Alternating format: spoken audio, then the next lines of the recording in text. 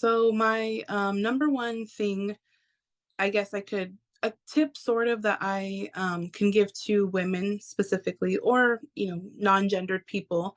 If you want kids, I would definitely say talk to your doctor like as soon as you find out. Even before you start doing the chemo, if you can, just really, really talk to them and see if there's anything that they can do for preserving your eggs for the future. Because even though it may seem like, oh, it's just, it's no big deal, not everyone gets that opportunity again. I know there's some people out there who might be able to, but it's not a guarantee. And it sucks to have that opportunity kind of taken from you in a way. And I know it's not something that, you're thinking like, oh, well, it's life or death. And yeah, I understand and I get that. But in the moment, it may feel that way, but you never know how you're going to feel 5, 6 years down the line when you're pushing 30 and you're like, oh my gosh, my opportunity's gone, there's nothing I can do about it. So that would be my number one tip. Definitely be honest and open with your oncologist. Find some type of tips or tricks, or even if you just need someone to talk to about the infertility, it's definitely worth it. Another thing I would say is to be really, really open with your oncologist about everything you're going through.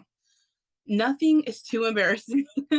And I know that's a lot easier said than done, but I think being honest about what you're going through, whether it's mentally, if you're going through depression, anxiety, if you're having suicidal thoughts or tendencies, that's definitely something you should talk to your oncologist about so they can help you reach out to find some type of counseling.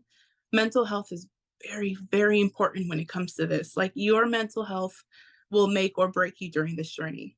And you have to find some type of close, community, whether it's your friends, your family, or just your oncology team, like someone that you can reach out to and talk to about everything. Lay it all on the table. Oh, I'm feeling guilty because I survived and my friend didn't. Or I'm feeling anxious because I have this scan coming up and this is like the third one in like 2 months. There's so much things that are going on in your head, and to keep it to yourself, it's a lot, and it's not fair to you. You need to be able to speak up and tell people what you're going through. It doesn't matter who it is, if it's your friend, your mom, even your oncologist, like, they're going to understand and they're going to help you. There are lots of resources out there that will definitely make this a lot easier. Another tip I would say is talk to your oncologist about the good, the bad, and the ugly when it comes to your side effects. Because if you stay quiet about it, you're going to really regret it. There have been many times where I was just too embarrassed to be like, oh, you know what? I have this really bad rash on my butt and I don't know what to do about it. So finally they're like, oh, why didn't you say something? Oh yeah, we can give you a cream or we can do this or that for you. And you're just like, oh, okay, that feels so much better. Thank you. But at the time, you're probably just like, oh my God, like, I'm so embarrassed. I don't want anybody to know about this. I don't even want to tell my parents. I don't want to tell my friends.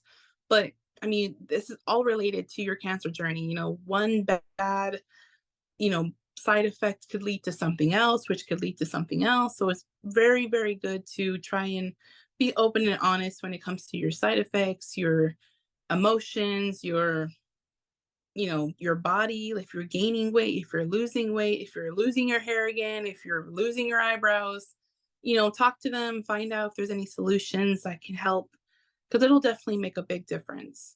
I would say definitely another big thing would be to try and build a community through social media.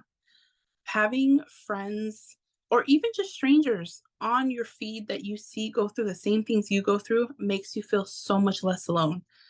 I'm very happy that I've been able to make friends through social media, through Instagram, Facebook, Twitter, just start adding everybody, there's Facebook groups that are specifically for AML.